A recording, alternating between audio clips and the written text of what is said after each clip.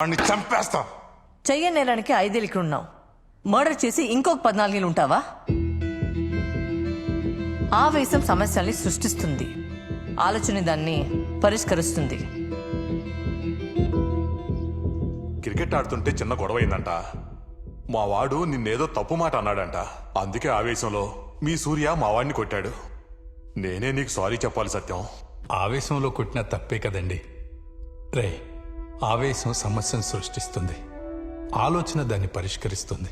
ఇంకెప్పుడూ ఆవేశంలో తప్పు చేయకు నాన్న.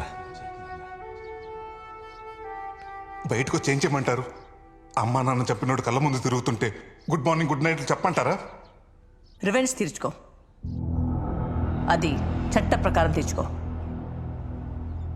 ఇండియన్ పీనల్ కోడ్ టార్గెట్ శిక్షలు వేయడం కాదు సూర్య, న్యాయం చేయడం కూడా. చట్టంలో నాలంటోడికి న్యాయం చేసే సెక్షన్లు కూడా ఉన్నాయా?